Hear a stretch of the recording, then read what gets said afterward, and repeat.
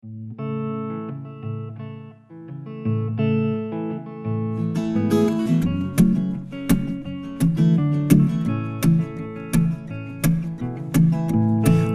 lips, pale face, breathing in snowflakes, burnt lungs, sour taste. Ez a 17. Alföldi Fotószalon, most ennek a kiállításnak a zsűrizése történik meg.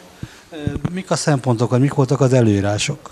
Hát előírásnak semmilyen komoly megkötés nincsen, 5 darab képet küldhetett be minden alkotó, bárhonnan, tehát semmilyen területi megkötése nem volt, és ez az 5 fotográfia bármit tartalmazhatott, egyetlen egy méret volt meghatározva, hogy a külső mérete 30x40 cm-es legyen.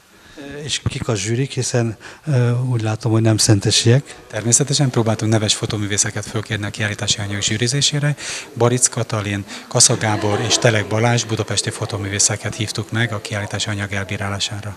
Vannak itt különböző montázsos képek is. Ezek a dolgok, ezek hogy készültek? Az ország egész területéről küldtek be alkotásokat, tehát Dunántúlról is, tehát a neve Alföldi Fotószalon, tehát az Alföldről vártuk a fotósoknak a képeit, most kibővítettük, hogy bárhonnan küldhet mindenki képeket. Hát természetesen egy fotópályázatra, hogyha nincsen témakör megkötve, akkor bármilyen alkotást lehet beküldeni. Tehát itt is természetfotóktól, a portréig, az emberábrázolás, épületfotók, különböző tárgyakról készült érdekes felvételeken keresztül minden megtalálható a képek között. Mikor lesz a kiállítás? A kiállítás az október 23-án nyílik meg itt a Ifjúsági Házban.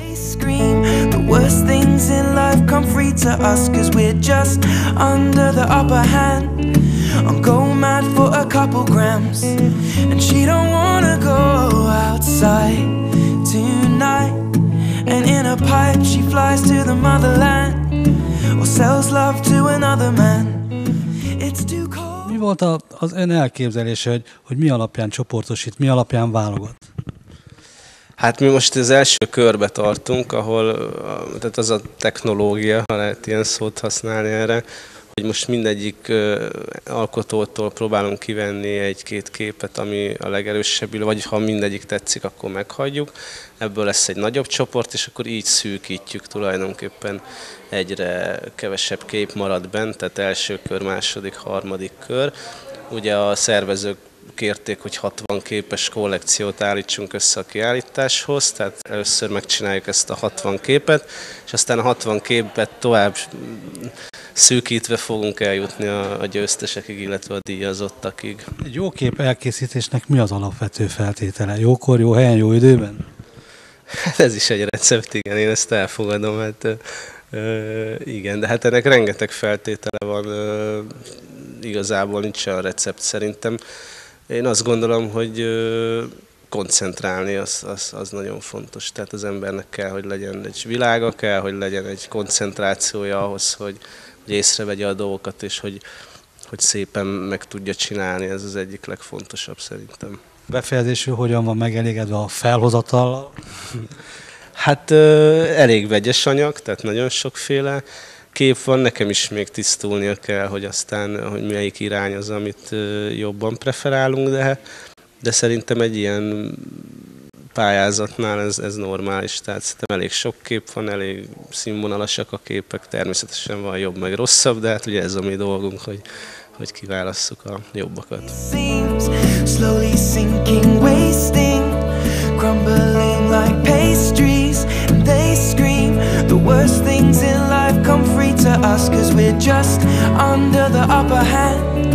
I'm going mad for a couple grams, but she don't wanna go. Mik voltak a szempontok, mi alapján milyen képeket válogattak a kiállításra?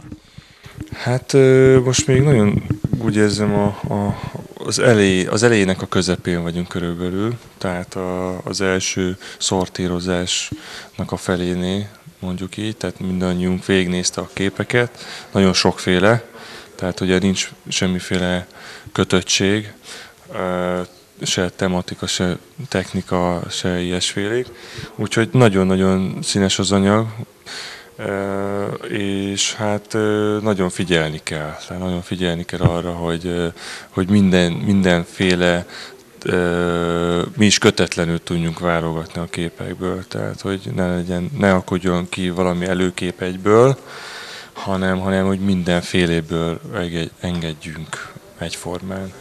Ilyenkor van valami koncepció, ami alapján egy ember zsűriz? Ez egy jó kérdés, mert lehet, hogy vannak ilyen koncepciók, de szerintem ez jó esetben ez mindig alakul az adott képanyaghoz. Tehát, hogy ez az egymáshoz kell, hogy illeszkedjen ez a két dolog. Tehát valami fajta elvárás, illetve az, ami van, ugye egy eleve hozott anyagból kell dolgozni, és szerintem engednie kell az embernek magát, hogy a képek tisztán tudjanak rá hatni. És hát tény az, hogy az igazán alkotás szintű képek azok azért kiúranak, és azt, hogy az egyértelmű, mindannyian érzékeljük, és az úgy rendben is van. Mi különbség van egy művészfotó és egy általam elkattintott kép között, még akkor is, hogyha nekem az nagyon tetszik? Tehát jobb esetben semmi, mert hát az, hogy mitől lesz valami művészfotó, vagy ki mondja azt, hogy ez most művész, vagy művészi fotó, ugye már is más jelent abban a pillanatban, árnyalatni különbség.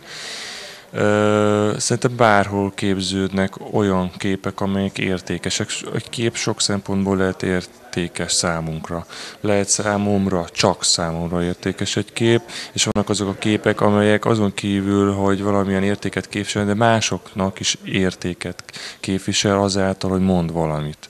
Másokhoz is kommunikál. Most azok a képek, amelyek csak mondjuk így családon belül kommunikatívak, azok a családon belül érdekesek természetesen, de más embernek nem biztos, hogy meg kell mutatni. Illetve meg lehet mutatni, hogy ez az unokám, ez meg a kutyám, ez meg a nem tudom, de ez teljesen más funkciót lát el. Azok a képek, amelyek valóban a mondandója olyan átütő erejű, tehát ami mögött van tényleg valami tartalom, az mindig hat, és az teljesen mindegy, hogy ez mikor, hogy ki készítette, stb. Ezek innentől kezdve lényegtelen dolgok. Azok, akik azzal foglalkoznak, képeket hoznak létre, mondjuk én is napi szinten, nyilván vannak az a fajta rutin, képalkotói rutin, hogy bármiből valahogy képet tudunk kicsikarni, mondjuk, hogy használható, hogy nézhető, vagy valamennyire legalább érdekes képet. És vannak azok a pillanatok, ezek mondhatni ilyen megszentelt pillanatok, amikor valahogy minden, a mi lelkiállapotunk, jó helyen vagyunk, jókor, stb. Ez így összejön, és akkor az érezhetően valami egészen más. Tehát, hogy nyilván most ezt keresünk alapvetően, és hát teret szeretnénk azoknak is adni, úgy érzem, így a zsűri tagokkal együtt dolgozza, hogy megmutatkozhasson az, ahol már valami érlelődik. Tehát már ott van valami, de lehet, hogy még nincs meg az a bizonyos pillanat. Mennyire művészi az, amit úgy lekattintok, és mennyire művészi, amikor egy Photoshop vagy valamilyen kis huncutság még beleköltözik?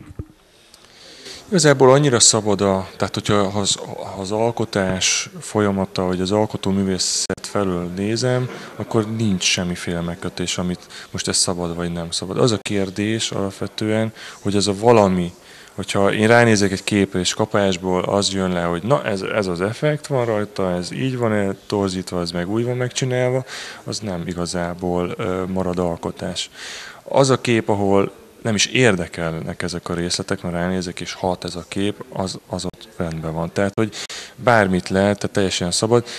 Szerintem nehezebb egyébként, tehát minél több ilyen effekt kezd el alakulni egy képen, és ezt elkezd halmozódni, annál nehezebb ebből kijönni jól, tehát hogy abból valóban aztán kép is legyen. A tehetség és a technika párhuzamos, szembe van egymással, vagy kisegítik egymást? Az nagyon jó, hogyha az ember tud birtokolni valamilyen fajta tudást, tehát megvan az a biztos technikai háttér, amellyel aztán jól tud dolgozni, és ezt tudja az adott pillanatban hasznosítani. Ez egy nagyon fontos dolog.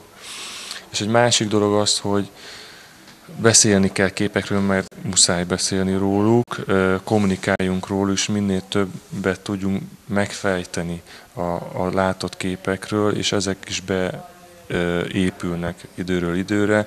Egyre több tapasztalatunk van azzal kapcsolatban, hogy képekkel hogy lehet kommunikálni, és ez a kettő jó esetben is szépen így összeépül, és akkor egy biztos tudással, egy jófajta kommunikáció, vizuális kommunikációval lehet létrehozni dolgokat, amelyek minden képnek megvan a maga helye és funkciója.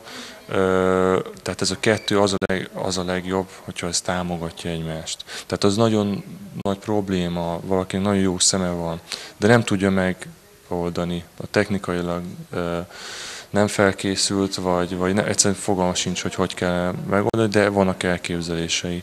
Neki is tanulnia kell, de az, aki nem lát annyira jól, viszont utána nézett mindenhol, minden apró kis részletnek, hogy hogyan kellene megoldani, és ezt már akár tudná. Tulajdonképpen mindig azt szokták mondani, hogy ha valaki így végig nem lát, van, aki azt mondják, hogy na, ezzel nem lehet mit kezdeni, mert az nem is fog soha az életben látni. Én ezt nem gondolom így, inkább azt gondolom, hogy vannak ilyen fejlődési lépcsők, fokok, amelyeket így meg kell lépni. Biztos, hogy van abban eltérés, hogy valaki magasabbra tud futni, valaki kevésbé van magasra, de az biztos, hogy minden embernek ilyen szinten, tehát vizualitásban is van mondandója, és utána tud járni az ő egyéni útvonalán, hogy ezt hogyan tudja kifejteni. Milyennek ítéli az anyagot? Hát tovább is az érzésem, hogy most így nagyon-nagyon vegyes, és azt érzékelek néhány ilyen kiugróbb teljesítményt, illetve van, úgy érzem, egy erősebb középmezőny, és akkor vannak azok, akik lehet, hogy mondjuk most jelen esetben nem fognak esetleg kiállításra kerülni, de ők se szomorodjanak el, és én mindenkit bíztatok, hogy így tovább.